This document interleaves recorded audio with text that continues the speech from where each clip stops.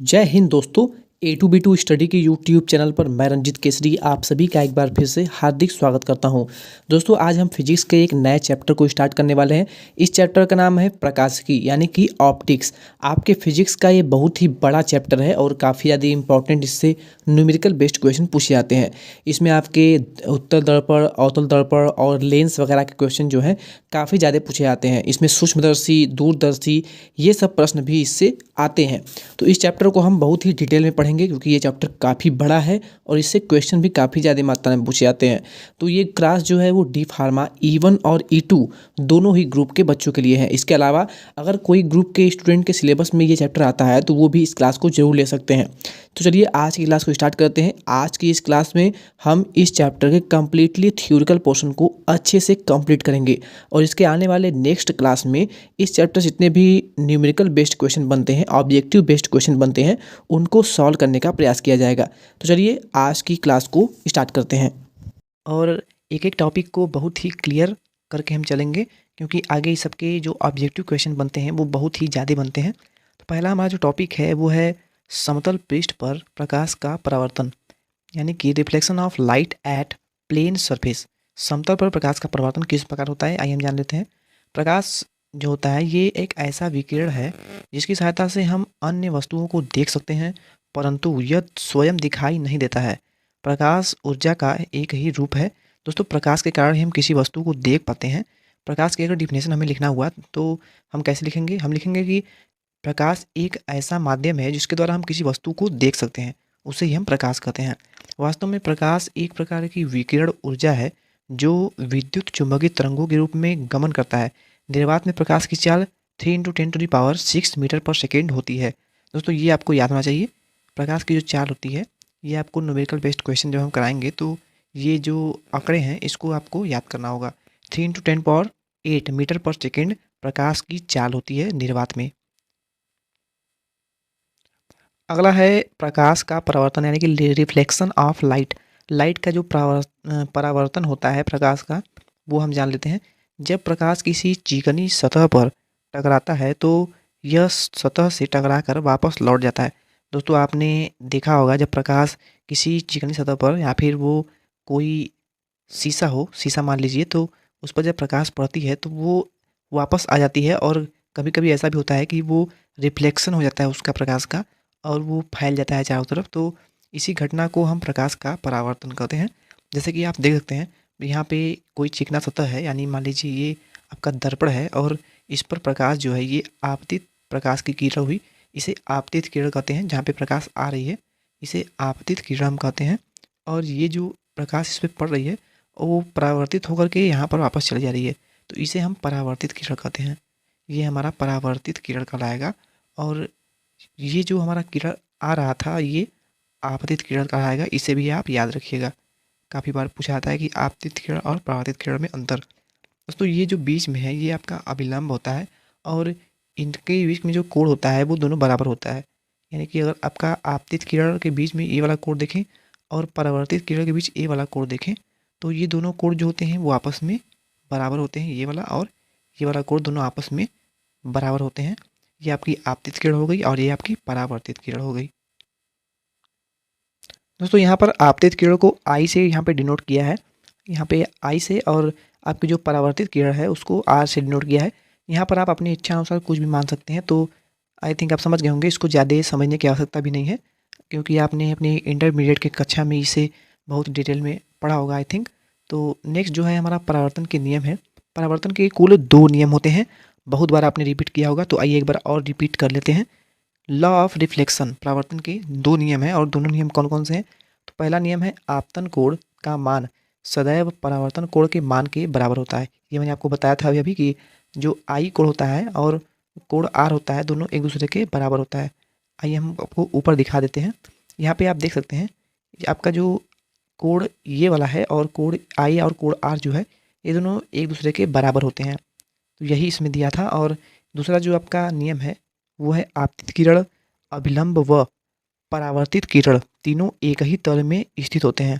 यानी कि आपका जो आपतित किरण है यानी कि ये आपका आपतित किरण है, ये आपका परावर्तित किरण है और ये आपका अभिलंब है, तीनों आपकी एक ही तल में होते हैं, यहाँ पे आप देख सकते हैं तीनों एक ही तल में है, क्योंकि ये आपकी आपतित किरण है तो ये दर्पण पे ही पड़ेगी, अविलंब भी आपका दर्पण पे ही है, और ये जो परिवर्तन हो रहा है ये अविलंब से टकरा कर, यानी कि इस सतह से टकरा कर ही आपका परावर्तन हो रहा है।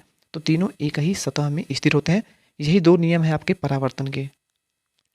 नेक्स्ट है आपका प्रतिबिंब, यानी कि इमेज क्या होता है ये ध्यान जान लेते हैं इसको हमें। यदि किसी वस्तु से आने वाली प्रकाश की किरणें परावर्तन के पश्चात किसी अन्य बिंदु पर मिलती हैं या मिलती हुई प्रतीत होती हैं तो इस बिंदु को उस वस्तु का प्रतिबिंब कहते हैं। दोस्तों बहुत ही आसान सा है। यदि किसी वस्तु से आने वाली प्रकाश की किरणें परावर्तन के पश्चात किसी अन्य बिंदु पर मिलती हैं या फिर मिलती हुई प्रतीत होती हैं तो इसी बिंदु को हम वस्तु का प्रतिबिंब कहते हैं। यानी कि मान लीजिए कोई आपका ये वस्तु है और इस पर आपकी यहाँ पे प्रकाश की किरण आ रही है, या आपकी प्रकाश की किरण आ रही है, और इस वस्तु का कोई छाया प्रतिछाया जो है वहाँ पर आगे सामने देखने को मिल रहा है, यहाँ पे बन रहा है इसका प्रतिछाया, तो यही आपका वस्तु का प्रतिबिंब कहलाएगा।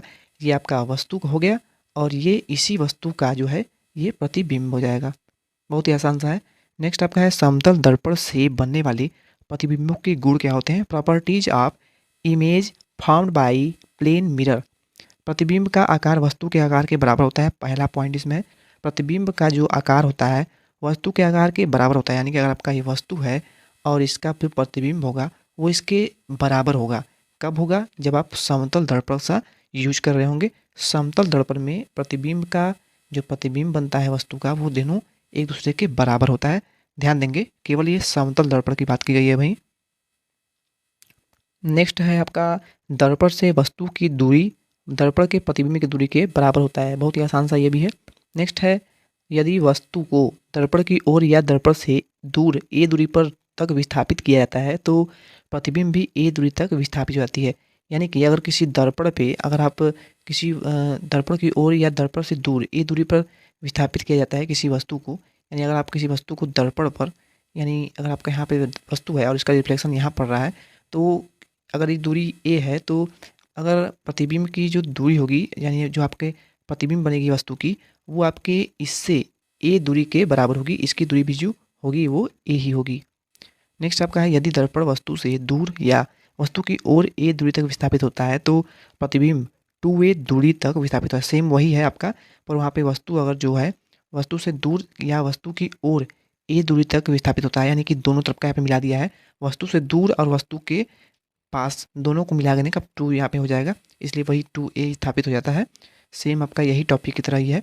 अगला टाइप जो है आपका, यदि दो दर्पण थीटा कोण पर झुके हों तो उनके बीच रखी वस्तु के प्रतिबिंबों की संख्या क्या होती है। दोस्तों बहुत ही मोस्ट इंपॉर्टेंट है, ये अधिकतर समतल दर्पण में होता है।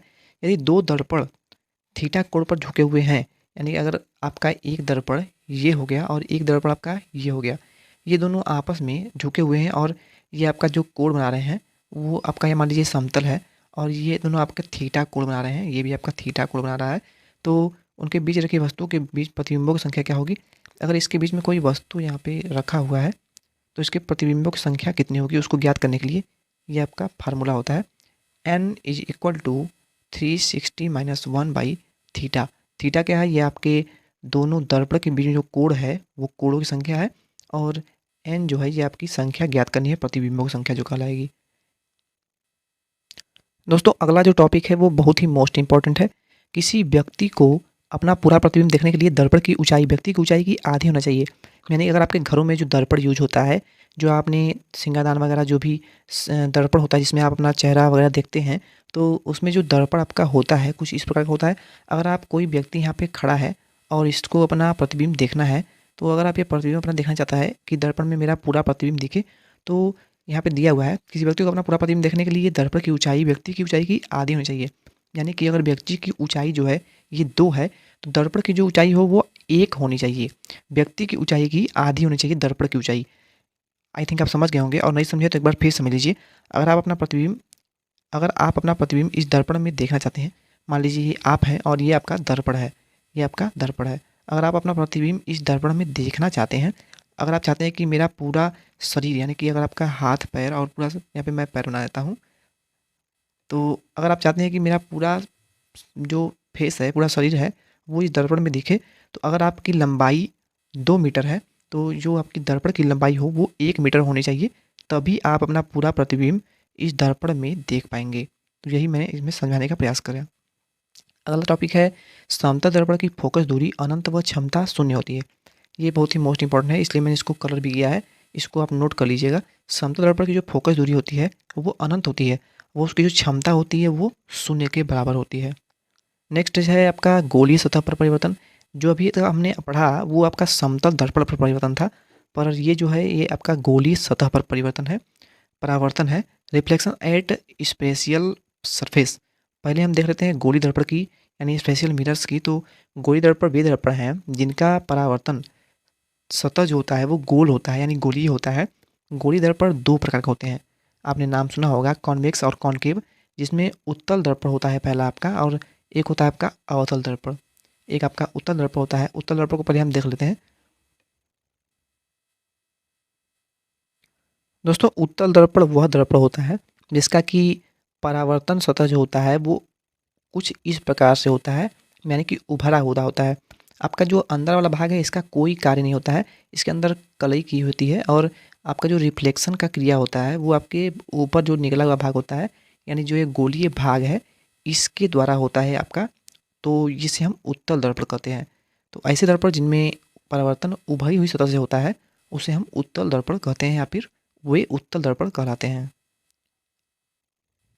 अब अगला क्या है, अगला है आपका अवतल दर्पण यानी कि कॉनकेव मिरर। तो कॉनकेव मिरर ऐसा मिरर होता है, ऐसे दर्पण होते हैं जिनमें कि परावर्तन जो होता है वो दबी हुई सतह से होता है, उसे हम अवतल दर्पण कहते हैं। उसी प्रकार जिस प्रकार आपने उत्तल दर्पण का देखा तो इसमें जो ये उभरा हुआ भाग था इससे आपका परावर्तन होता था, पर अवतल दर्पण में क्या होता है कि इस वाले भाग का कोई यूज नहीं होता है, इस पर कलई की होती है, और आपका जो परावर्तन होता है वो अंदर वाले भाग से यानी धंसे हुए भाग से होता है, तो वहाँ पर इसे हम अवतल दर्पण कहते हैं। दोस्तों उत्तल दर्पण की अपेक्षा अवतल दर्पण जो होता है ये आपके चैप्टर के लिए बहुत ही मोस्ट इंपॉर्टेंट होता है। सबसे ज़्यादा प्रश्न इसी से बनते हैं, अवतल दर्पण के प्रश्न अधिकतर पूछे जाते हैं एग्जाम में। इसमें मैं एक आपको चार्ट इसमें दिखाने वाला हूँ। दोस्तों इस चार्ट को मैं आपको टेलीग्राम चैनल पर दे दूंगा, अगर आपने उसको ज्वाइन नहीं किया है तो डिस्क्रिप्शन बॉक्स में आपको लिंक मिल जाएगा, उस पर क्लिक करके आप हमारी चैनल को ज्वाइन कर लीजिएगा। वहाँ पर मैं आपको ये PDF जो है दे दूँगा जिससे आप अपना रिवीजन कर पाएंगे। बहुत ही इंपॉर्टेंट है ये चार्ट आइए देख लेते हैं। इसमें अवतल दर्पण द्वारा जो प्रतिबिंब का बनना है वो विभिन्न क्रियाओं द्वारा यानी वस्तु के दिशा और जगह के हिसाब से बताया हुआ है।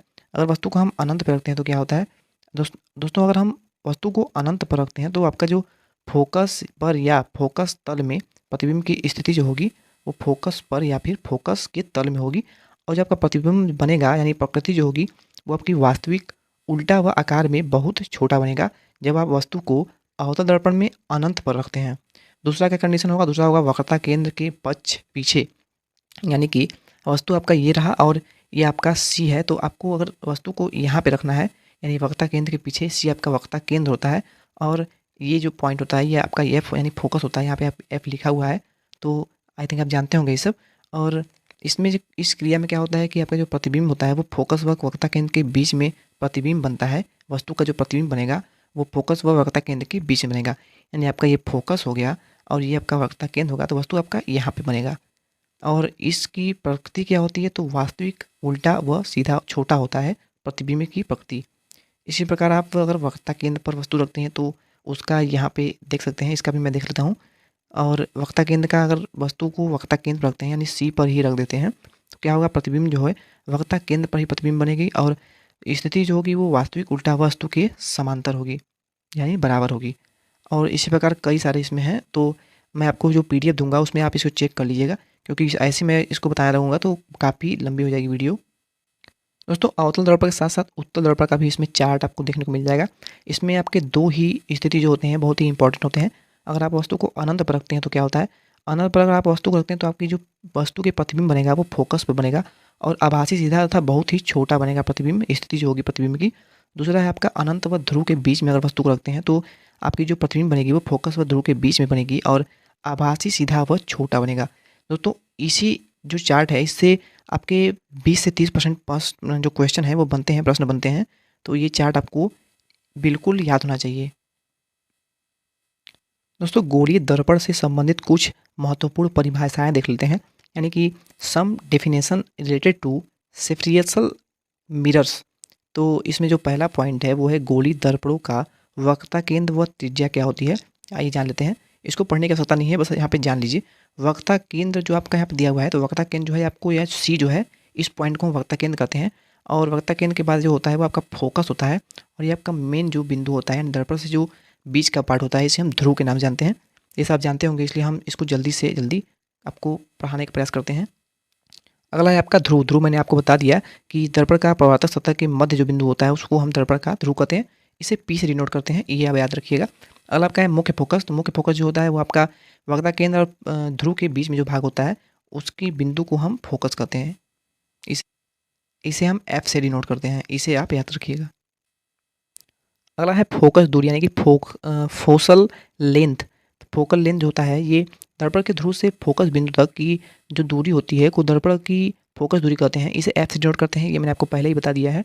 उत्तल दर्पण की फोकस दूरी धनात्मक और ऋणात्मक, अवतल दर्पण की फोकस दूरी ऋणात्मक, सदैव ऋणात्मक होती है, यह आप याद रखिएगा दोस्तों, बहुत ही इंपॉर्टेंट है।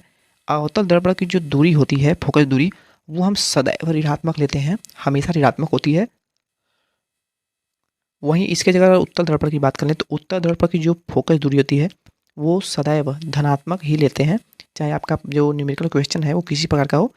उत्तल दर्पण में हमेशा धनात्मक लेते हैं और अवतल दर्पण में सदैव ऋणात्मक लेते हैं फोकस दूरी को, जिसे कि एफ से डिनोट करते हैं। दोस्तों अगर आपको वक्रता केंद्र दिया हुआ है दर्पण में, अगर आपका दर्पण बना हुआ है और इसका जो वक्रता केंद्र है यानी कि ये कितना वक्र है, वक्रता केंद्र यही ना हुआ कि आपका दर्पण जो है वो कितना वक्र है, यानी कितना इस प्रकार से घुमा हुआ है, क्योंकि गोले को ही काट कर दर्पण बनाया जाता है, किसी गोले को बीच से डिवाइड करके ही हम दर्पण बनाते हैं। तो ये कितना आपका वक्र है अगर आपको दिया हुआ है, यानी इसको हम आर नोट करते हैं वक्ता को। तो अगर आपका वक्र दिया हुआ है कि आर है तो फोकस दूरी ज्ञात करने के लिए वक्ता त्रिज्या को 2 से डिवाइड कर सकते हैं, क्योंकि आपका जो वक्ता केंद्र होता है वो आपका मुख्य ध्रुव होता है, यही इसी को कहते हैं, जिसे पी से डिनोट करते हैं। और फोकस दूरी जो होता है वो आपके सी और पी के बीच में होता है। तो अगर आप r/2 कर देते हैं तो आपकी फोकस दूरी ज्ञात हो जाएगी। दर्पण का सूत्र मोस्ट इंपॉर्टेंट है ये सूत्र, और आगे हम जब भी क्वेश्चन को सॉल्व करेंगे न्यूमेरिकल क्वेश्चंस को, तो ये फार्मूला जो है यही आपको काम देने वाला है। 1/f = 1/u + 1/v। यदि गोलीय दर्पण के ध्रुव से किसी वस्तु की दूरी, दोस्तों जो वस्तु की प्रारंभिक दूरी होती है, मान लीजिए अगर आपको कोई ये वस्तु रखी हुई है तो ये आपकी प्रारंभिक वस्तु की दूरी है, जिसे हम u से डिनोट करते हैं। और इसका जो अगर प्रतिबिंब जो यहाँ पे बन रहा है और ये भी दूरी पर बन रहा है, तो इसकी जो प्रतिबिंब की दूरी होगी उसको हम भी से डिनोट करते हैं, और वहीं आपकी जो फोकस दूरी होगी उसे हम एफ से डिनोट करते हैं। बड़ा ही आसान है समझना इसको। आगे है आपका संयुग्मी फोकस, यानी कि कंजस्टेड फोकस। उन दो बिंदुओं को संयुग्मी फोकस कहते हैं जिनमें एक बिंदु पर रखी वस्तु का प्रतिबिंब दूसरे बिंदु पर बनता है। दोस्तों संयुग्मी फोकस वो फोकस होता है, मान लीजिए आपका ये दर्पण है, दर्पण के बीच में अगर आपका फोकस तल यहाँ पर स्थित है तो दर्पण के पीछे भी सेम इसी तल पर फोकस स्थित होगा। अगर आपका वस्तु का जो प्रतिबिंब है वो यहाँ पर बन रहा है और आपका वस्तु जो है ये फोकस पर यहाँ पर रखा हुआ है और दूसरी तरफ फोकस पर ही आपका वस्तु का प्रतिबिंब भी बन रहा है, तो इसी को हम संयुग्मी फोकस कहते हैं। ताकि जो बिंदु है फोकस का, इस बिंदु से प्रतिबिंब इस फोकस वाले बिंदु पर बनता है, तो इसी को हम संयुग्मी फोकस यानी कि कंजस्टेड फोकस कहते हैं। आगे है रेखीय आवर्धन। रेखीय आवर्धन क्या है? यानी कि लीनियर मैग्निफिकेशन। किसी दर्पण के द्वारा बने प्रतिबिंब की ऊंचाई व वस्तु का ऊंचाई के अनुपात को दर्पण का रेखीय आवर्धन कहते हैं। दोस्तों रेखीय आवर्धन को m से डिनोट करते हैं, इसे आप याद रखिएगा। रेखीय आवर्धन को m से डिनोट करते हैं या संबोधित करते हैं। रेखीय आवर्धन का सूत्र क्या होता है? तो रेखीय आवर्धन = प्रतिबिंब की ऊंचाई बाई वस्तु की ऊंचाई होती है। प्रतिबिंब की ऊंचाई I और वस्तु की ऊंचाई O। इस प्रकार आप समझ सकते हैं कि m = v/u। अगर आपको रेखीय आवर्धन प्रश्न में पूछा होगा तो आप कैसे याद करेंगे? आपको जो प्रारंभिक जो दूरी होगी उसको आपको यहाँ पे ऐड करना होगा, यानी कि u जो है ये प्रारंभिक दूरी हो और v जो है ये आपकी अंतिम प्रतिबिंब की दूरी होती है। उसी प्रकार प्रतिबिंब की ऊंचाई और वस्तु की ऊंचाई भी प्रश्न में आपको दिया हो सकता है, तो इसलिए आप वहाँ पर इस वाले सूत्र का यूज करेंगे। आगे है आपका दर्पणों के उपयोग, यानी कि यूज ऑफ मिरर। दोस्तों दर्पणों का उपयोग क्या है हमारे दैनिक जीवन में, उसके बारे में आज बात करेंगे। तो पहला है समतल दर्पण। समतल दर्पण वह दर्पण है जिसका यूज हम नॉर्मली अपने घरों में अपना चेहरा देखने में इसका यूज करते हैं, जिसका कि सरफेस जो होता है वो प्लेन होता है, इसे हम समतल दर्पण के नाम जानते हैं। बहुत ही आसान है ये। समतल दर्पण हम नॉर्मली जो घरों में शीशा देखते हैं, अपने चेहरों को देखने में इसका इस्तेमाल करते हैं, तो वो आपका समतल दर्पण होता है। और अवतल दर्पण क्या है दूसरा? तो अवतल दर्पण दोस्तों वो दर्पण है जो कि आपके किसी भी प्रतिबिंब को धँसा कर दिखाने का प्रयास करता है, यानी छोटा प्रतिबिंब बनाता है। तो दाढ़ी बनाने में, जब आप दाढ़ी बनाने में जिस शीशे का यूज़ करते हैं उसमें हम अवतल दर्पण का यूज़ करते हैं, और टेबल लैंपों व सर्च लाइटों में भी इसका यूज़ किया जाता है। दोस्तों अवतल दर्पण से और उत्तल दर्पण से और इसके अलावा समतल दर्पण से आपके प्रश्न बहुत ज़्यादा बनेंगे। आपको कोई एक इसमें दिया होगा कि दाढ़ी बनाने में कौन से दर्पण का यूज़ करते हैं, या फिर टेबल लैंपों में, या फिर वाहनों के पीछे कौन सी वस्तु जो शीशे लगे होते हैं वो उसमें कौन सा दर्पण लगा होता है। तो ये सब प्रश्न बहुत ज़्यादा बनते हैं।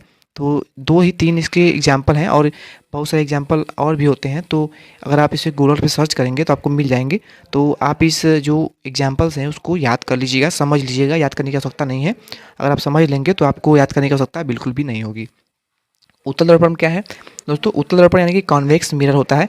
वाहनों में पीछे की वस्तुओं को देखने के लिए सड़क की लाइटों में जो लेंस लगा होता है, जो दर्पण लगा होता है, वो आपका उत्तल दर्पण लगा होता है। इसके बारे में कुछ नोट्स देख लेते हैं। समतल दर्पण का रेखीय आवर्धन 1 होता है दोस्तों। ये बहुत ही मोस्ट इंपॉर्टेंट है, और इसका ऑब्जेक्टिव क्वेश्चन बनता है। समतल दर्पण जो आपका होता है, इसका जो रेखीय आवर्धन यानी कि यम जो मान होता है वो 1 होता है, यानी कि 1 होता है। अगला है, किसी बिंदुवत वस्तु का प्रतिबिंब सदैव समतल दर्पण द्वारा ही प्राप्त किया जा सकता है। किसी भी बिंदुवत वस्तु का जो प्रतिबिंब होगा वो सदैव समतल दर्पण ही प्राप्त किया जाता है। यानी कि अगर कोई बिंदु मात्र का कोई वस्तु है तो उसका जो प्रतिबिंब बनेगा वो सदैव समतल दर्पण पर ही प्राप्त किया जा सकता है। अगर आप उसे उत्तल दर्पण या अवतल दर्पण पर प्राप्त करने का प्रयास करेंगे तो ये संभव नहीं है। जब किसी प्रतिबिंब वास्तविक होता है तो यह उल्टा होगा, वह यदि प्रतिबिंब आभासी है तो यह सीधा होगा। दोस्तों ये भी बहुत ही मोस्ट इंपॉर्टेंट टॉपिक है। अवतल दर्पण के लिए वस्तु व प्रतिबिंब के बीच की न्यूनतम दूरी 0 होनी चाहिए।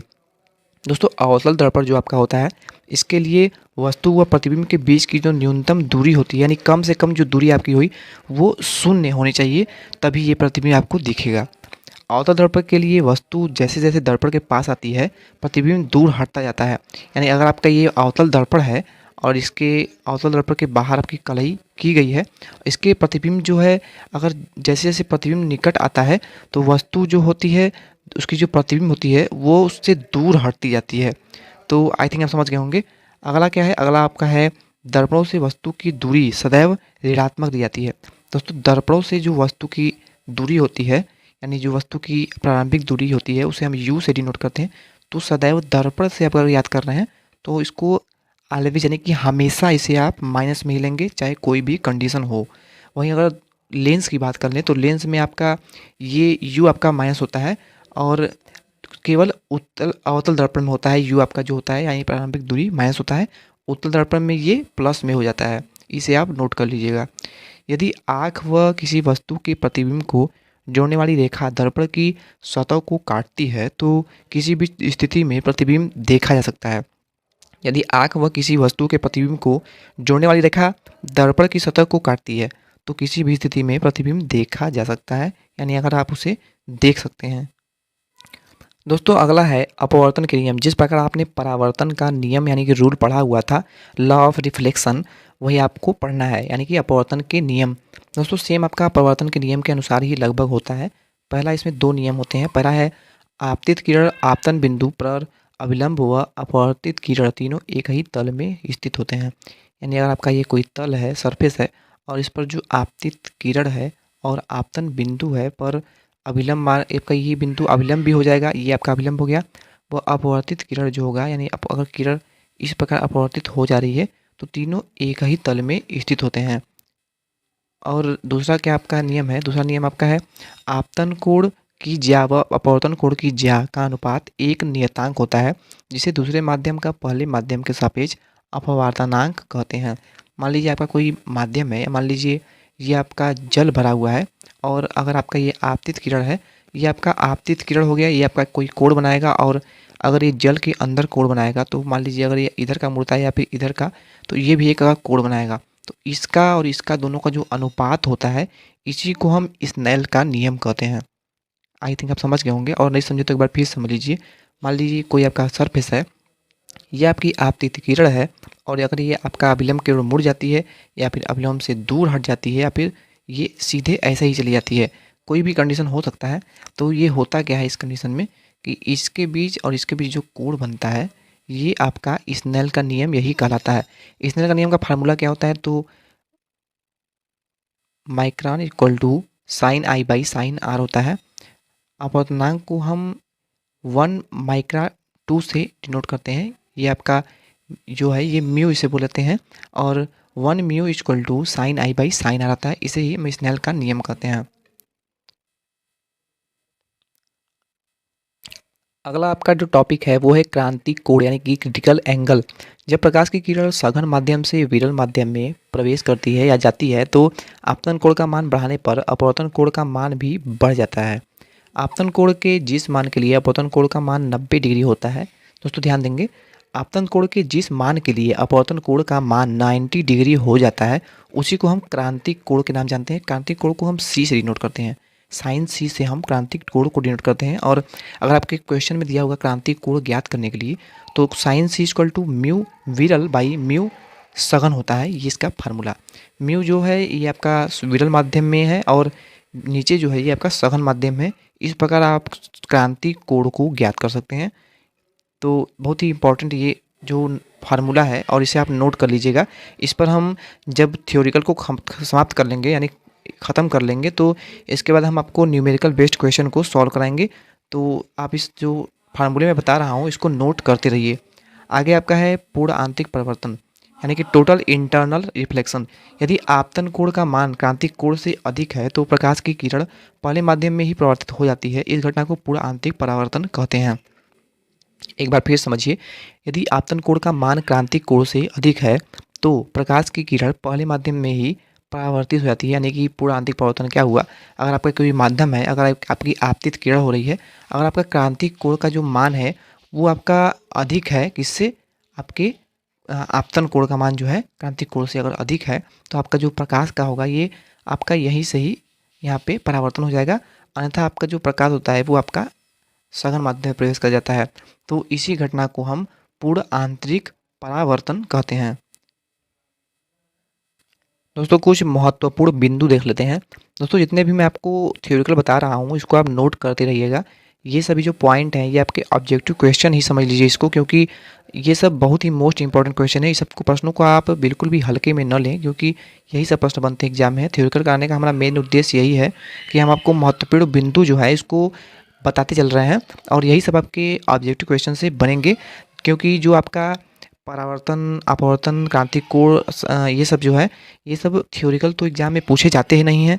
आपके यही सब महत्वपूर्ण जो बिंदु होते हैं यही आपके ऑब्जेक्टिव क्वेश्चन बन जाते हैं। तो इन्हीं को आप ध्यान देकर इसको पढ़ने का प्रयास करिएगा। पहला पॉइंट हमारा है अपवर्तनांक का मान दोनों माध्यमों की प्रकृति, प्रकाश की किरण का रंग व माध्यमों के ताप पर निर्भर करता है। अपवर्तनांक का जो मान होता है वो दोनों माध्यमों की प्रकृति पर यानी कि सघन माध्यम और विलंब माध्यम दोनों की माध्यमों की प्रकृति पर निर्भर करता है। प्रकाश का किरण का रंग व माध्यमों के ताप पर निर्भर करता है, यानी प्रकाश का जो आपका रंग है उस पर और उसके ताप पर डिपेंड करता है, निर्भर करता है। माध्यम का ताप बढ़ने पर अपवर्तनांक का मान घटता है। दोस्तों अगर माध्यम का ताप बढ़ रहा है तो या फिर घट रहा है तो उस पर जो अपवर्तनांक है उसका मान उस पर डिपेंड करता है, यानी अपवर्तनांक का मान घटता है। वही अगर ताप अगर आप घटाएंगे, अब माध्यम का जो ताप होगा वो कम होगा तो अपवर्तनांक जो है वो बढ़ता है। किसी माध्यम का अपवर्तनांक उसका प्रकाशिक गुण होता है। किसी माध्यम का जो अपवर्तनांक होता है उसका एक प्रकार का प्रकाशिक गुण भी कहलाता है। यदि प्रकाश की किरण निर्वात से किसी माध्यम में चली जाती है तो माध्यम के अपवर्तनांक को परम अपवर्तनांक यानी कि एब्सोल्यूट रिफ्लेक्सिव इंडेक्स कहते हैं। किसी माध्यम का अपवर्तनांक ज्ञात करने के लिए जो आपका फार्मूला होगा वो होगा निर्वात में प्रकाश की चाल बाई माध्यम में प्रकाश की चाल। दोस्तों मोस्ट इंपॉर्टेंट फार्मूला ये है और इसको आप नोट कर लीजिएगा, निश्चित रूप से नोट कर लीजिएगा, वरना आपको बहुत सारी समस्याएं आ सकती हैं आगे चल के। जब हम न्यूमेरिकल कराने रहेंगे तो आपको ये सब प्रश्न आएंगे ही नहीं। तो मैं बार बार कह रहा हूँ आप फार्मूला जो है इसको नोट करते रहिए। आपको ऑब्जेक्टिव में सेम फार्मूला भी पूछ लिया जाता है, आपको सेम यही फार्मूला पूछ देगा कि किसी माध्यम का अपवर्तनांक क्या होगा। तो यहाँ पे सी बाई भी दिया हुआ है, आपको सी बाई एल दिया होगा, भी बाई सी दे दिएगा। इसी प्रकार ऑप्शन बना देगा और आपको सही वाला ऑप्शन चूज करना होगा। आगे आपका है म्यू अपवर्तनांक वाली डी मोटाई की किसी पट्टी को पार करने में प्रकाश द्वारा लिया गया समय T equal to mu D by C होता है, जहाँ पर सी आपका निर्वात में प्रकाश की चाल है और निर्वात में प्रकाश की चाल की जो मान होता है वो कितना होता है 3 × 10⁸ मीटर पर सेकेंड होता है। ये आप जानते होंगे, और नहीं जानते हैं तो इसको नोट कर लीजिए और बार बार इसको रिवीजन करते रहिए। माध्यम का ताप बढ़ाने पर क्रांतिक कोण का मान बढ़ता है, ये मैंने आपको बता दिया था ऊपर, और माध्यम का ताप घटने पर उसका मान जो है वो घटता है। अपवर्तन के कारण ही पानी में भरी जो बीकर होता है, पड़ा हुआ बीकर हो जाता है, सिक्का ऊपर उठा हुआ प्रतीत होता है। यानी कि अगर आप किसी बीकर में अगर जल भरे हुए हैं और इसमें कोई सिक्का अगर डालते हैं, कोई क्वाइन डालते हैं, तो ये सिक्का जो है अगर आप पेंदी में चिपना हुआ है तो फिर भी वो आपको उठा हुआ प्रतीत होता है। तो ये अपवर्तन के कारण ही होता है।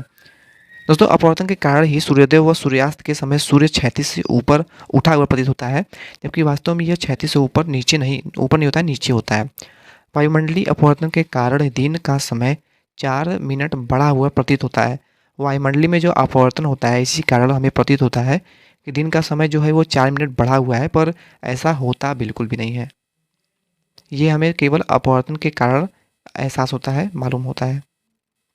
दोस्तों, अब आपके जो मेन पार्ट थे वो कब लगभग समाप्त हो गए हैं। अब हम उन्हीं थ्योरिटिकल को क्लियर करेंगे जो कि एग्ज़ाम की दृष्टि से मोस्ट इम्पॉर्टेंट है। देखिए, इसमें जो प्रिज्म है इसको देख लीजिए। प्रिज्म कोण को जो हम ए सी डिनोट करते हैं, और प्रिज्म जो होता है ये अपवर्तन सतहों से घिरा एक ठोस पारदर्शी त्रिभुजाकार माध्यम होता है। अपवर्तन सतहों के मध्य का कोण जो होता है वो ए से इसको डिनोट करते हैं। प्रिज्म आप सभी ने देखा होगा। अगर आपको प्रिज्म जो मिल जाए, अगर आप प्रिज्म को सूर्य के प्रकाश में रखते हैं तो आपको इसमें से 7 रंग निकलते हुए प्रतीत होते हैं। कभी आप अगर प्रिज्म को सूर्य के प्रकाश में रखने का प्रयास करेंगे तो आपको इसमें से कुल 7 रंग देखने को मिलेंगे। अगर आप सभी में से किसी ने देखा होगा तो आप जानते होंगे कि प्रिज्म जो है ये प्रकाश का बहुत अधिक मात्रा में रिफ्लेक्शन करता है। अगला मोस्ट इंपॉर्टेंट है न्यूनतम विचलन कोण, यानी कि एंगल ऑफ मिनिमम डिवीजन। जब आपतन कोण का मान बढ़ाते हैं तो विचलन कोण पहले घटता है फिर बढ़ता है। एक विशेष आपतन कोण पर विचलन कोण का मान न्यूनतम होता है, उसे न्यूनतम विचलन कोण कहते हैं। न्यूनतम विचलन कोण की स्थिति में आपके 2 फार्मूले बनते हैं। आपतन कोण आई का तथा निर्गमन कोण ई बराबर होते हैं। आपतन कोण आई तथा निर्गमन कोण ई आपके आपस में बराबर होते हैं। जैसा कि आप ऊपर देख सकते हैं, आपतन कोण आई जो है और आपतन कोण ई जो है, इन दोनों का जो मान है आपस में बराबर होता है। यानी जो आपका ये कोण होगा वही कोण आपका ये वाला होगा। दूसरा टॉपिक देखते हैं। दूसरा है अपवर्तित किरण प्रिज्म के आधार के समांतर होती है। अपवर्तित किरण जो आपकी होती है वो प्रिज्म के आधार के समांतर होती है। तीसरा पॉइंट है आपतन कोण को ज्ञात करने के लिए I=2 आपका होता है del M plus A by 2, जहाँ पर ए आपका प्रिज्म कोण है। विचलन एम मतलब डेल एम जो है आपका ये विचलन कोण है, और ए आपका ये प्रिज्म कोण है, ये आपका विचलन कोण है। अगला है प्रिज्म के अपवर्तनांक के लिए सूत्र। दोस्तों, इसको आपको बिल्कुल भी रटना नहीं है, हम आपको इसको सॉल्व करके बताएंगे। स्नेल के नियम का आप जानते ही होंगे। स्नेल का नियम क्या है? Mu equal to sine I by sine R. ये आपका क्या है? आपका स्नेल का नियम है, लॉ ऑफ स्नेल। दोस्तों, स्नेल का नियम आपका ये है, और इससे हम ज्ञात करेंगे प्रिज्म के अपवर्तनांक के लिए सूत्र। दोस्तों, आई का मान आपने ऊपर ज्ञात किया था, आई का मान आपने ऊपर ज्ञात किया था साइन ए प्लस विचलन एम, यानी कि इसको विचलन एम भी कर सकते हैं, या फिर आपका ये जो बना हुआ है डेल एम भी इसके बोलते हैं। आपका आई के जगह पर आप रख देंगे ए प्लस विचलन एम बाई 2, और आर साइन आर का जो मान है वो होगा आपका साइन ए बाई 2, जो कि आपका ये आर है और ये आई है। ये आपका सघन माध्यम है और आर जो है आपका विरल माध्यम है। दोस्तों, ये फार्मूला बहुत ही इंपॉर्टेंट है और इससे बहुत सारे प्रश्न बनेंगे आगे चलकर। पतले प्रिज्म के लिए अगर ज्ञात करें तो पतला अगर प्रिज्म आपका है, प्रिज्म जो है आपका पतला अगर होगा तो आप इस सूत्र का यूज़ करेंगे, यहाँ पर del M equal to mu minus 1 into A हो जाएगा। दोस्तों, दोनों ही फार्मूले आप नोट कर लीजिए या फिर स्क्रीनशॉट ले लीजिएगा। दोस्तों, अगला हमारा टॉपिक है वर्ड विक्षेपण, यानी कि डिस्प्रेशन। दोस्तों, एक ज़रूरी बात बता दूं आपको, अगर आपको वीडियो अच्छी लग रही हो, अगर आपको जो मैं समझा रहा हूं अगर समझ में आ रहे हो, तभी वीडियो को लाइक करिएगा, अन्यथा बिल्कुल भी लाइक नहीं करिएगा। और सब्सक्राइब भी तभी करिएगा जब आपको वीडियो ऑल वैल्यूएबल लगे। तो टॉपिक हमारा क्या है? वर्ड विक्षेपण, यानी कि प्रिज्म द्वारा स्वच्छ प्रकाश की किरण 7 रंगों में विभाजित हो जाती है, इस घटना को ही वर्ण विक्षेपण कहते हैं। दोस्तों प्रकाश की जो किरण होती है यानी सूर्य के अंदर जो प्रकाश है वो 7 रंगों में अगर आप प्रिज्म रखते हैं, अगर आपका आपतित किरण जो होती है, जो आपका सूर्य है, ये आपका किरण फैलाता है, ये जब प्रिज्म पर पड़ती है तो प्रिज्म का जो किरण जो पड़ता है ये आपका 7 रंगों में 1 2 3 4 5 6 7 कुछ 7 रंगों में ये विभक्त हो जाता है। तो इसी को हम प्रकाश को वर्ण विक्षेपण कहते हैं, इस घटना को वर्ण विक्षेपण कहते हैं। इसमें आपके कुछ टॉपिक हैं, देख लेते हैं। पहला टॉपिक आपका क्या है, सबसे नीचे आपका बैंगनी, फिर जामुनी, नीला, हरा, पीला, नारंगी तथा सबसे ऊपर लाल रंग होता है। दोस्तों प्रकाश का जो वर्ण विक्षेपण होता है इसमें कुल कलर जो होते हैं वो आपके कुछ क्रम में होते हैं, जिसको आप याद कर सकते हैं विव जियोर के नाम से जान सकते हैं, या आपका ट्रिक भी हो सकता है विव जियोर। दोस्तों इसको मैं हिंदी में लिख देता हूँ, विव जियोर। दोस्तों इसको आप याद कर लीजिए, आपको याद करने की आवश्यकता बिल्कुल भी नहीं होगी। जैसे आपको विव जियोर जो है, बी से आपका वायलेट हो जाएगा, आई से आपका इंडिगो, बी से आपका ब्लू हो जाएगा, जी से आपका ग्रीन हो जाएगा, वाई से येलो, ओ से ऑरेंज और आर से आपका रेड हो जाएगा। थोड़ा जल्दी जल्दी करते चलेंगे क्योंकि ये जो चैप्टर आपका है बहुत बड़ा है और इसको हम 2 से 3 वीडियो में कंप्लीट करना चाहते हैं। तो नेक्स्ट टॉपिक देखते हैं। दूसरा टॉपिक आपका है श्वेत प्रकाश में स्वयं में 7 रंग होते हैं, प्रिज्म केवल उन्हें अलग अलग करता है। श्वेत प्रकाश जो होती है सूर्य की, इसमें 7 रंग ऑलरेडी होते हैं। प्रिज्म या फिर कोई भी अपवर्तनांक जो मेटल होता है, ये इसका कार्य क्या होता है, ये आपके प्रकाश को 7 रंगों में दिखाने का प्रयास करता है, यानी विक्षेपण करता है। तीसरा है वर्ण विक्षेपण के कारण पारदर्शी माध्यम में भिन्न रंगों की चाल भिन्न भिन्न होती है। विक्षेपण क्षमता ज्ञात करने का ये आपका फार्मूला है और ज़्यादा ये पूछा नहीं जाता है, इसको आप छोड़ के चलेंगे क्योंकि इससे ज़्यादा प्रश्न नहीं बनते हैं, जहाँ तक मैंने देखा है पिछले मॉडल पेपर में या फिर क्वेश्चन पेपर में पिछले साल के। पांचवा टॉपिक है किसी प्रकाश प्रिज्म की वर्ण विक्षेपण क्षमता जितनी अधिक होगी उस प्रिज्म से प्राप्त स्पेक्ट्रम उतना ही विस्तृत होगा। यानी कि अगर किसी प्रिज्म का वर्ण विक्षेपण क्षमता बहुत ज़्यादा है, बहुत अधिक है, यानी बहुत ज़्यादा वो वर्ण विक्षेपण कर रहा है, तो उस प्रिज्म से प्राप्त स्पेक्ट्रम जो होगा वो उतना ही विस्तृत होगा, उसका जो प्रकाश होगा वो काफ़ी दूरी तक जाएगा।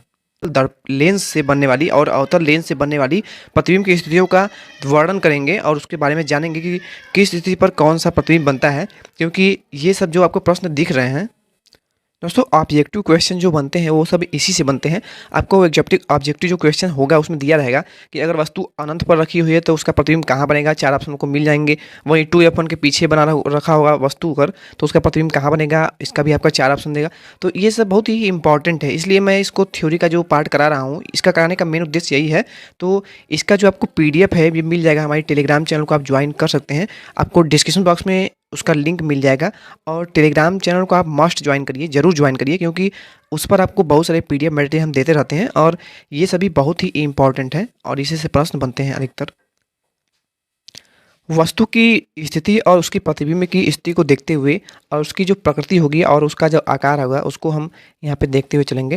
देखिए अगर वस्तु को अनंत पर रखते हैं, हम उत्तल दर्पण की बात कर रही है, यहाँ पे उत्तल लेंस की बात हो रही है।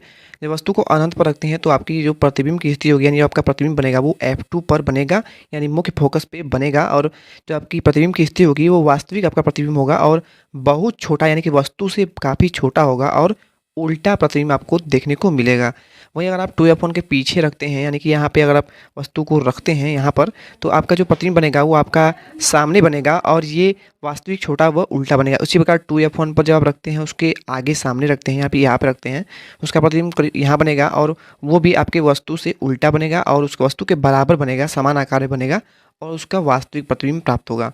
इसी प्रकार इसके आपके बहुत सारे स्थिति बनते हैं इसमें हैं, तो PDF मैं जब दे दूँगा तो आप इसको बिल्कुल रट लीजिएगा, क्योंकि प्रश्न आपको सबसे ज़्यादा इसी से देखने को मिलेंगे। उत्तल के बाद अवतल लेंस का भी देख लेते हैं। अवतल लेंस में 2 ही इंपॉर्टेंट आपके होते हैं। पहला होता है अगर वस्तु अनंत पर रखी हो, यानी कि वस्तु आपका जो है अनंत पर रखी हुई है, बहुत दूर आपकी वस्तु रखी हुई है जो कि जिसका कोई ठिकाना ही नहीं है, यानी अनंत पर रखी है वस्तु, तो वस्तु का जो प्रतिबिंब बनेगा वो आपका फोकस पर बनेगा, पर वस्तु की ओर ही बनेगा। यानी अगर आपका वस्तु इस तरफ रखा है तो आपका जो प्रतिबिंब बनेगा वो फोकस पर बनेगा। वस्तु अगर यहाँ पर अनंत पर कहीं रखा हुआ है तो आपका जो प्रतिबिंब बनेगा वो वस्तु की ओर, यानी कि इसी तरफ ही बनेगा, फोकस पर बन जाएगा। और इसकी स्थिति जो होगी वो आभासी, बहुत छोटा व सीधा होगा। दोस्तों वस्तु की जो स्थिति होगी, जो आपका प्रतिबिंब बनेगा वो आभासी होगा और बहुत छोटा परंतु सीधा होगा, वस्तु के समान होगा, सीधा होगा। अनंत तथा प्रकाशिक केंद्र के बीच कहीं भी अगर रख दें वस्तु को, यानी आपका अनंत और प्रकाशिक केंद्र जो होता है उसके बीच में अगर वस्तु को यहाँ पर रखा गया है तो आपका जो प्रतिबिंब बनेगा वो फोकस और प्रकाशिक केंद्र के बीच बनेगा, वस्तु की ओर ही बनेगा। यानी आपका वस्तु यहाँ पे रखा हुआ है, आपका प्रतिबिंब जो है देख रहे हैं आप यहाँ पे बना हुआ है। दोस्तों एरो जैसे बना हुआ है आपके प्रतिबिंब नहीं बल्कि आपकी वस्तु को दर्शाता है, और ये जो आपका ये वाला पोर्शन है ये आपके प्रतिबिंब को दर्शा रहा है। तो इसमें जो प्रतिबिंब बनेगा वो आपका आभासी बहुत छोटा, वो सीधा बनेगा। सेम आपका अवतल लेंस में जो प्रतिबिंब बनता है वो ज़्यादातर सीधा ही बनता है। तो इस प्रकार भी इसे आप याद कर सकते हैं। लेंसों से प्रतिबिंब बनने के नियम, law for formation of image by lenses. दोस्तों बहुत ही इंपॉर्टेंट चैप्टर है ये, और ये टॉपिक भी इंपॉर्टेंट है। लेंस के मुख्य अक्ष के समांतर आने वाली प्रकाश की किरणें लेंस से अपवर्तन के पश्चात फोकस से होकर जाती हैं। दोस्तों लेंस के मुख्य अक्ष से समांतर आने वाली प्रकाश की किरणें, अगर आपका कोई ये उत्तल लेंस है और आपके ये मुख्य अक्ष के समांतर कोई अगर आ रही है किरण जो है, तो ये लेंस के अपवर्तन के पश्चात फोकस से होकर जाती है। यानी अगर इस लेंस से अपवर्तन होगा तो आपका फोकस, मान लीजिए आपका फोकस बिंदु ये है, तो ये जो यहाँ से आपतित किरण होगी यहाँ से टकरा कर ये आपके फोकस से होकर गुजर जाएगी। यानी कुछ इस प्रकार आपके फोकस से होकर के ये गुजर जाती है। तो ये आप समझ गए होंगे, ये आपका मान लीजिए अभिलंब है, तो ये अगर अभिलंब से यहाँ पे टकराती है कोई प्रकाश की किरण, ऐसी भी आ सकती है, ऐसी भी आ सकती है, तो ये जब यहाँ से टकराती है तो आपके ये फोकस से होकर के गुजर जाती है। तो पहला पॉइंट यही था आपका, लेंस के फोकस से होकर जाने वाली प्रकाश की किरणें अपवर्तन के पश्चात अक्ष के समांतर हो जाती हैं। लेंस के फोकस से होकर आने वाली, यानी अगर आपके लेंस का फोकस तल ये है, ये आपका फोकस है, अगर यहाँ से कोई किरण आती है तो ये सीधे चली जाती है, यही इसमें बताया है। लेंस के प्रकाशिक केंद्र से होकर आने वाली किरणें अपवर्तन के पश्चात बिना अपना मार्ग बदले सीधी निकल जाती हैं। लेंस का प्रकाशिक केंद्र क्या होता है? लेंस का प्रकाशिक केंद्र आप जानते हैं, प्रकाशिक केंद्र ये होता है, मुख्य फोकस जो होता है ये होता है, सी यहाँ पे वक्रता केंद्र होता है, ये सब आप जानते ही हैं। और सेम इसी प्रकार इस तरफ भी, यानी उल्टी तरफ भी फोकस और वक्रता केंद्र इसी प्रकार बना होता है। तो पहला वाला जो पॉइंट था उसमें यहाँ कहा था कि यहाँ पे अगर कोई किरण आती है लेंस से टकरा कर तो वो फोकस से होकर गुजर जाती है। और दूसरा इसमें बताया हुआ था, दूसरा जो इसमें पॉइंट है उसमें बताया हुआ है कि अगर लेंस के फोकस से होकर जाती है, यानी फोकस यही है, तो ये समांतर चली जाती है। वही अगर वक्रता केंद्र से, यानी मुख्य फोकस से, मुख्य ध्रुव से आती है, ध्रुव आपका लेंस का यही है, तो ये भी आपके समांतर चली जाती है। अगला टॉपिक है लेंस का सूत्र, यानी लेंस फार्मूला।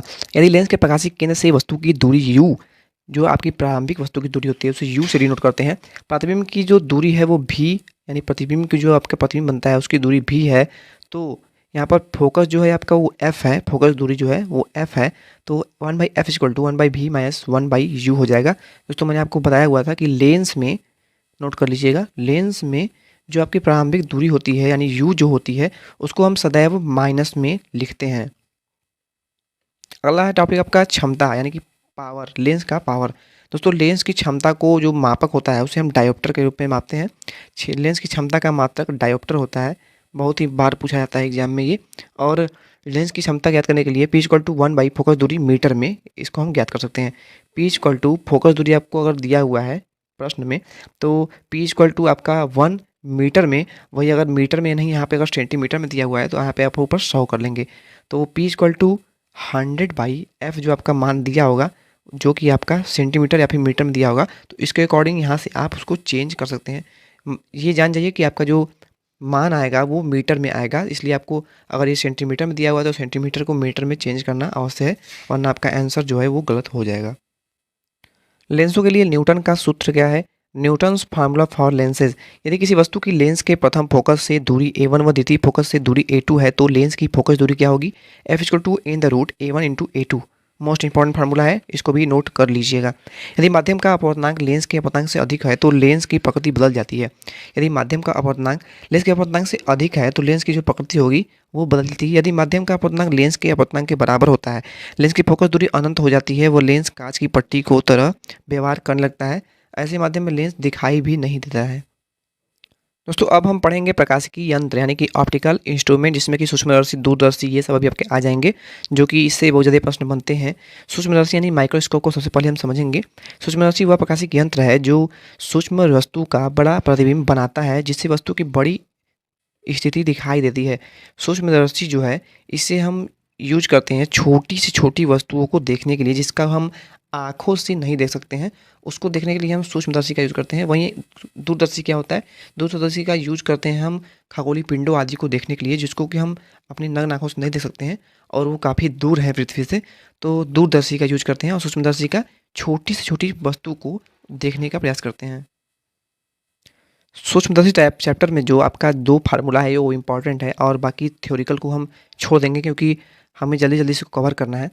ए पॉइंट है आपका m=1+d/f। इसको हम कब यूज करेंगे, जब अंतिम प्रतिबिंब स्पष्ट दूरी की न्यूनतम दूरी पर बनता है। दोस्तों स्पष्ट दूरी की न्यूनतम दूरी जो होती है वो आपकी 25 सेंटीमीटर होती है। आपको बहुत बार इसका यूज होगा जब आप क्वेश्चन को सॉल्व करेंगे। और दूसरी चीज़ देती है m=d/f। श्रांत नेत्र के लिए m=d/f, ये भी फार्मूला आपका बहुत ही मोस्ट इंपॉर्टेंट है। संयुक्त सूक्ष्मदर्शी की आवर्धन क्षमता, magnification power of compound microscope. श्रांत नेत्र के लिए आपका जो होता है वो m=-VO/V U0 U नॉट भी से बोलते हैं d/Fe। डी आपका जो है ये डायोप्टर है, जो कि आपकी लेंस की क्षमता को दर्शाता है, और इसका मान जो होता है स्पष्ट दृष्टि की न्यूनतम दूरी जो होती है वो 25 सेंटीमीटर होती है। ये भी आपकी फोकस दूरी है। वही आपका VO जो है ये आपका प्रतिबिंब की स्थिति है, और U जो है ये आपका प्रतिबिंब की नहीं बल्कि वस्तु की स्पष्ट दूरी है। दूसरा पॉइंट आपका है जब अंतिम प्रतिबिंब स्पष्ट दृष्टि की स्पष्ट दूरी की न्यूनतम दूरी D पर बनता है, m=-VO/U0 1+d/Fe होता है। ये सब अभी आपको समझ में नहीं आ रहा होगा, जब आप इसको प्रश्न को सॉल्व करेंगे तब आपको हम इसको अच्छे से समझा देंगे। V नॉट क्या है, V नॉट आपकी प्रथम प्रतिबिंब की अभिदेशक लेंस की दूरी है। V नॉट आपकी वस्तु की अभिदेशक लेंस से दूरी है। Fe आपकी नेत्रिका की फोकस दूरी है। अब ये नेत्रिका अभिदेशक लेंस ये सब क्या होते हैं, तो वही आपको यहाँ पे बता देते हैं। Fe जो है ये आपका नेत्र की फोकस दूरी है, नेत्रिका की फोकस दूरी है। और वहीं पर अगर यहाँ पे आप देखेंगे आपको आगे के प्रश्नों में FO देखने को मिलेगा, तो FO जो होगा वो आपकी अभिदेशक लेंस की दूरी होगी। दूरदर्शी देख लेते हैं, टेलीस्कोप इसे बोलते हैं। दूरदर्शी वह यंत्र है जिसके द्वारा अधिक से दूरी पर स्थित वस्तु का प्रतिबिंब आँख पर बड़ा दर्शन कोण बनाता है तथा वस्तु आँख से बड़ी दिखाई देती है। पहले ही हमने आपको बता दिया था दूरदर्शी का यूज हम किस लिए करते हैं। दूरदर्शी के प्रकार होते हैं, खगोल दूरदर्शी पहला है एस्ट्रोनॉमिकल टेलीस्कोप। खगोलीय दूरदर्शी की आवर्धन क्षमता यानी magnification power of astronomical telescope श्रांत नेत्र के लिए m=-FO/Fe होता है। ये आपकी खगोलीय दूरदर्शी की आवर्धन क्षमता होती है। आवर्धन क्षमता को m से डिनोट करते हैं, मैंने आपको बता दिया था पहले ही। m=-FO/Fe होता है, और इसको बिल्कुल रट जाइएगा, आपको बहुत यूज देगा ये आगे चल करके। और दूसरा आपका जो है वो है जब अंतिम प्रतिबिंब स्पष्ट दृष्टि की न्यूनतम दूरी पर यानी D पर बनता है, तो m=-FO/Fe हो जाता है, 1+Fe/D हो जाता है। आपके फार्मूला में ये जो पोर्शन है वो आपका अलग से जुड़ जाता है, 1+Fe/D। FO आपकी अभिदेशक लेंस की फोकस दूरी है, और Fe जो है आपकी नेत्रिका की या फिर अभिनेत्र लेंस की फोकस दूरी है। दोस्तों अगला जो आपका टॉपिक है वो है नेत्र गोलक यानी कि मानव नेत्र। मानव नेत्र यानी कि ह्यूमन आइज। मानव नेत्र की रचना कैमरे की रचना से बहुत कुछ मिलती जुलती है। यह एक प्रकृति का मानव शरीर में दिया हुआ प्राकृतिक यंत्र होता है। आँख के मुख्य भाग एवं उनके कार्य के बारे में हम जानेंगे। आँख से आपके बहुत सारे प्रश्न बनते एग्जाम में है, 2 से 3 प्रश्न आपके एग्जाम में निश्चित रूप से इस चैप्टर से देखने को मिलेंगे। नेत्र गोलक क्या होता है पहले हम ये जान लेते हैं। दोस्तों नेत्र गोलक आपके नेत्र को ही कहते हैं मुख्य रूप से। आँख लगभग गोल होती है। आपकी जो आँख होती है वो आपको ऊपर से देखने से नहीं समझ में आती है, पर अंदर पूरा एक गोल भाग होता है तथा आँख के गोले को नेत्र गोलक कहा जाता है। इसमें आपके बहुत सारे भाग होते हैं जिनमें आप यहाँ पे देख सकते हैं। आपके नेत्र में जो सबसे ऊपर का जो भाग होता है इसे हम कार्निया के नाम जानते हैं। जो उभरा हुआ भाग होता है इसे हम कार्निया का नाम जानते हैं। आपके कार्निया के अंदर कुछ 2 प्रकार का इस प्रकार कुछ भाग निकला होता है जिसे हम आइरिस का काम करते हैं। आइरिस आपका क्या करता है, आइरिस आपके आँख में प्रवेश करने वाले प्रकाश की मात्रा को सीमित करता है, उसको एडजस्ट करने का कार्य करता है। आँख के अंदर जो आपका लेंस लगा होता है उसे मानव का नेत्र लेंस कहते हैं।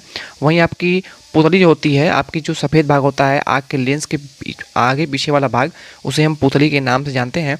पुतली आपके आँख में पड़ने वाली गंदगी और किसी प्रकार के गंदगी से आपको बचाने का कार्य करता है। आँख के बीच में जो आपका सफ़ेद वाला भाग होता है, अगर आपने कभी ध्यान से देखा होगा तो वो कुछ गीला गीला देखने को मिलता है, तो उसमें कुछ जलीय प्रकार का द्रव भरा होता है जो कि आपके आँख की सुरक्षा की दृष्टि से दिया होता है। आपके आँख के अंदर के जो भाग होते हैं उसमें आपके एक दृष्टि पेशियाँ होती हैं जो कि आपकी आँख को दृष्टि प्रदान करती हैं, यानी कि आपको दृष्टि देती हैं, दृष्टि प्रदान करती हैं। वहीं आपकी आँख में जो बीच वाला भाग होता है उसमें कचाप द्रव भरा होता है। ये एक प्रकार का द्रव होता है जो आपकी आँख में आपकी आँख को सुचारू रूप से चलाने का कार्य करता है। आपकी आँख की जो सबसे निचली भीतरी परत होती है उसे हम रेटिना के नाम से जानते हैं। दोस्तों रेटिना पर ही जो प्रतिबिंब बनता है तो मनुष्य उसे अपनी आँखों से देख पाता है। आपका जो प्रश्न बनता है कि आँख में ऐसा कौन सा प्रतिबिंब बनता है जो कि मनुष्य देख पाता है, आँख में प्रतिबिंब कहाँ बनता है, तो वो भाग होता है रेटिना। रेटिना पर ही प्रतिबिंब जो बनता है किसी वस्तु का तो हमें विजिबल होता है, हम उसे देख पाते हैं।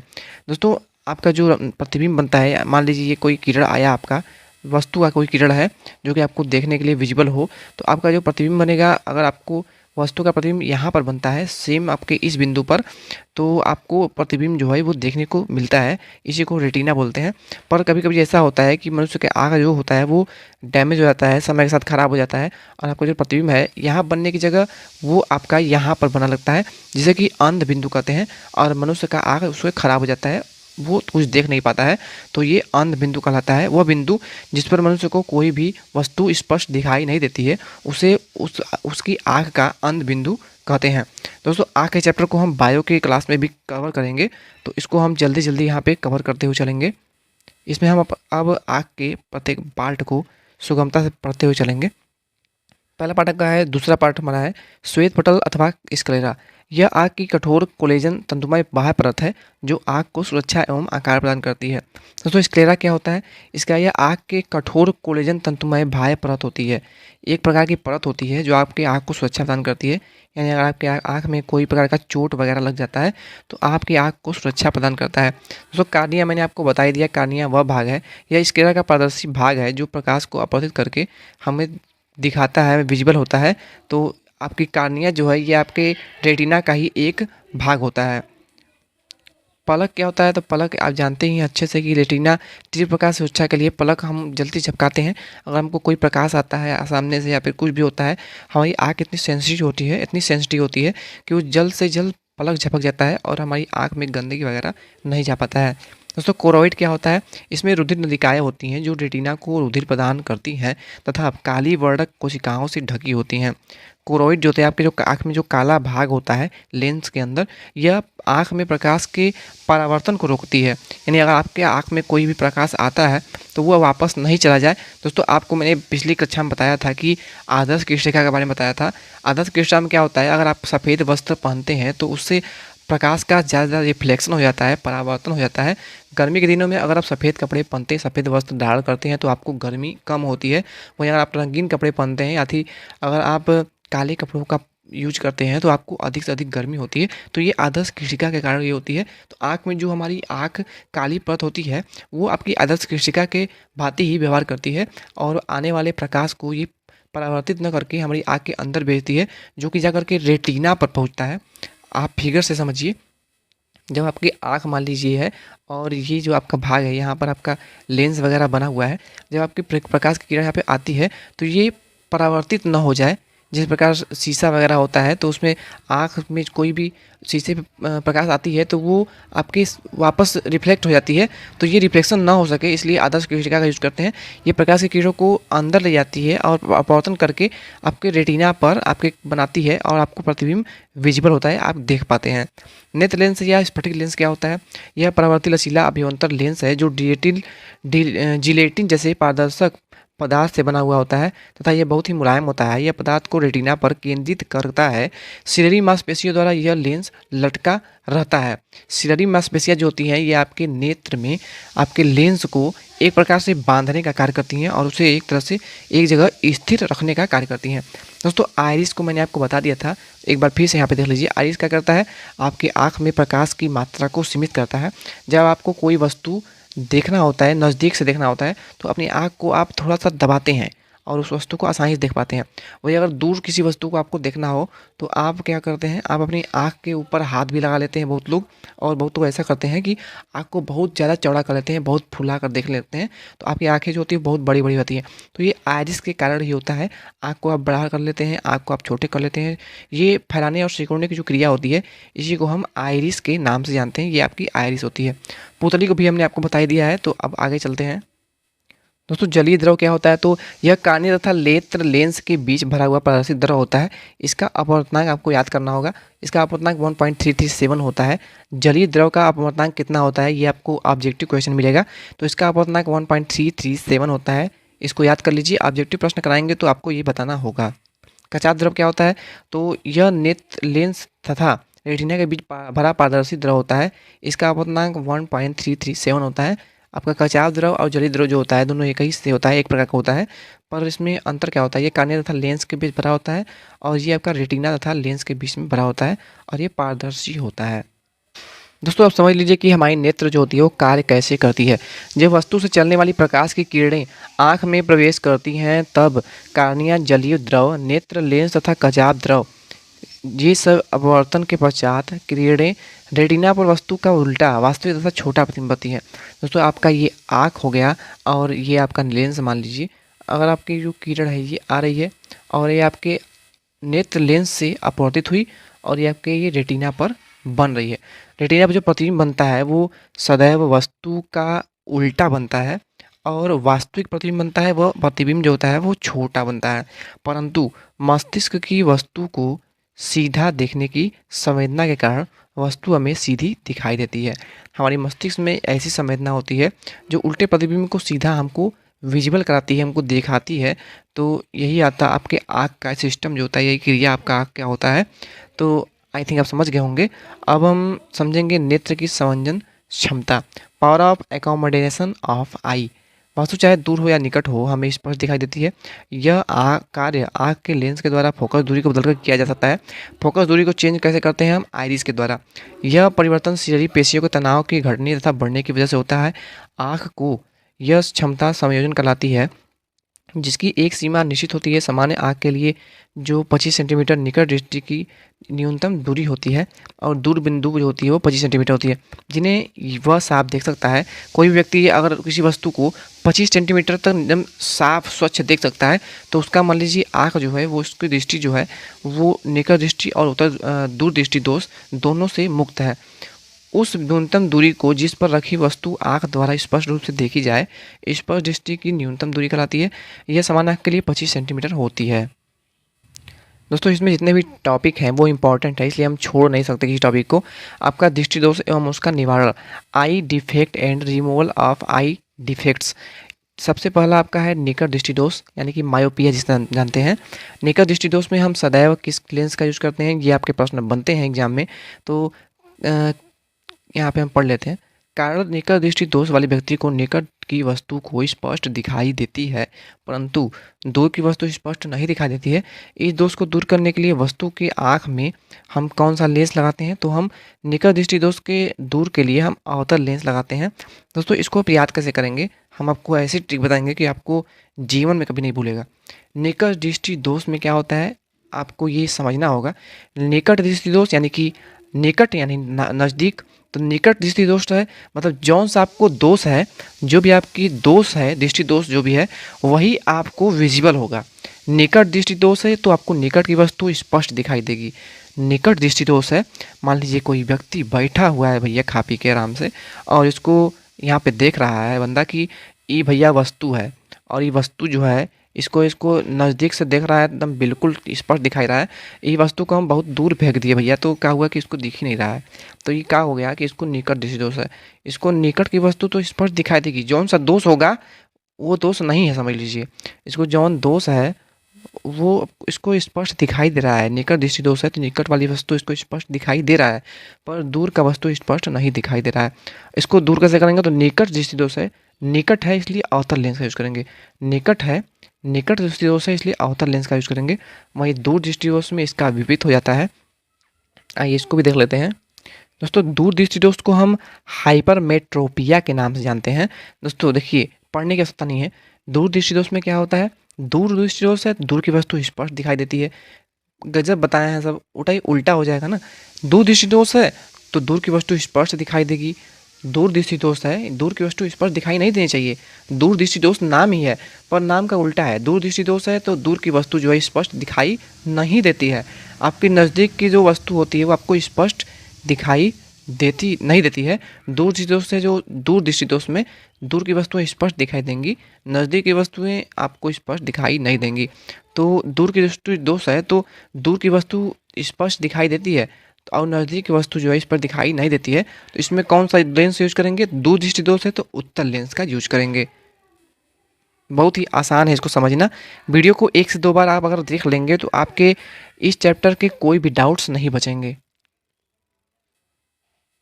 दोस्तों कैसे पता चलता है कि हमें कौन सा दोष है, दृष्टि दोष कौन सा है, कैसे है? तो देखिए, दूर दृष्टि दोष जो होता है इसका कारण क्या होता है? नेत्र गोलक का छोटा हो जाना। जो आपका नेत्र का गोलक होता है वो छोटा हो जाता है, यानी सिकुड़ जाता है समय के साथ बुढ़ापे में। तो ये आपका दोष का कारण है, एक तरह से सिम्टम्स कहेंगे इसे हम। स्फुटिक लेंस का कम उत्तल होना अथवा फोकस दूरी का अधिक हो जाना। फोकस दूरी आपकी जो हो गई वो बहुत दूर चली गई। देखिए, समझने का प्रयास करिए। आपका कोई ये गोल भाग है, ठीक है, गोल भाग है, और इसकी दूरी जो है ये आपकी ये जो दूरी है बहुत अच्छे समझिएगा। इसकी दूरी मान लीजिए 2 मीटर है। 2 मीटर है ना, इसको हम कलर चेंज कर लेते हैं, बहुत अच्छे समझ में आएगा आपको। ये आपकी 2 मीटर इसकी दूरी है, और ये आपका इसकी जो व्यास मान लीजिए आपका गोलक क्या है। तो आपका होता क्या है, समय के साथ ये सिकुड़ने लगता है। सिकुड़ कर कुछ आपका इस प्रकार का हो जाता है। पहले तो क्या था कि आपका ये 2 मीटर था, तो आपको जो वस्तु थी वो बहुत ही अच्छे से विजिबल थी, बहुत अच्छे से आपको देख सकते थे, और ये आपकी निश्चित दूरी थी, यानी कि 2 मीटर की वस्तु जो, और आपकी ये जो व्यास है, तो आप किसी वस्तु को एकदम स्पष्ट देख सकते थे। पर ये क्या हुआ कि आपकी जो दूरी है, ये आपका जो गोलक है वो आपका चपटा हो गया, कुछ इस प्रकार का हो गया। और ये जो दूरी है पहले 2 मीटर जो थी, तो ये जो चपटा हो गया, मान लीजिए गोला था, तो अब तो गोला रहा नहीं, ऐसे हो गया, यानी ये वाला जो भाग था ये दब गया। तो ये आपकी दूरी है वो भी बढ़ जाएगी। 2 मीटर था पहले, तो हो सकता है ये 4 मीटर हो गया हो। तो ये जो दूरी है यही बढ़ गई है, यही इसमें बताया हुआ है। स्फटिक लेंस का कम उत्तर होना अथवा फोकस दूरी अधिक हो जाना, एक फोकस दूरी जो है ये बढ़ गई है, इसीलिए हमें ये दोष उत्पन्न हो जाता है। तो आई थिंक आप समझ गए होंगे बड़े ही अच्छे से। ऐसी आग के लिए 25 सेंटीमीटर से दूर बिंदु से आती किरणें रेटिना पर फोकस हो जाती हैं। इस प्रकार दूर बिंदु पर या उससे अधिक दूरी रखी वस्तु आँख द्वारा स्पष्ट देखी जा सकती है। यह बिंदु आँख का निकट बिंदु कहलाता है। दोस्तों, निवारण के लिए हम बता दिए हैं आपको कि उसको समान दृष्टि प्रदान करने के लिए उपयुक्त फोकस दूरी का उत्तल लेंस यूज करते हैं। ये मैंने आपको बता दिया है। उत्तल लेंस और अवतल लेंस का यूज कब करते हैं यह आपको मैंने बता दिया है, आपको डाउट नहीं होना चाहिए। मैं यहाँ पे लिख भी देता हूँ। देखिए, उत्तल लेंस का यूज कब करेंगे? उत्तल लेंस का यूज करेंगे कब? दूर दृष्टि दोष में। दूर दृष्टि दोष है, दूर दृष्टि दोष में दूर की वस्तु स्पष्ट दिखाई देंगी, दूर दृष्टि दोष में उत्तल लेंस का यूज करेंगे। वही निकट दृष्टि दोष में आपको अवतल लेंस का यूज करना होता है। ठीक है, आई थिंक आप समझ गए होंगे। फाइनली हमने पूरे चैप्टर को कंप्लीट कर लिया है। ऑप्टिक्स यानी कि प्रकाशिकी के पूरे चैप्टर को हमने कवर कर लिया है। तो वीडियो अगर अच्छी लगी हो तो वीडियो को लाइक कर दें, और अगर आपको ये जो मैंने आपको समझाया अगर आप समझ में आया हो तभी हमारे चैनल को सब्सक्राइब करिए, और कमेंट बॉक्स में हमें अवश्य बताइए दोस्तों कि आपको कैसा लगा आज का क्लास। तो मिलते हैं नेक्स्ट वीडियो में। अगर चैनल पर पहली बार विजिट कर रहे हैं तो चैनल को सब्सक्राइब अवश्य कर लें, और आपको वीडियो वैल्यूएबल लगे तभी करें। और मिलते हैं इसके नेक्स्ट पार्ट में, नेक्स्ट वीडियो में न्यूमेरिकल क्वेश्चन को साथ। तब तक के लिए थैंक यू, धन्यवाद।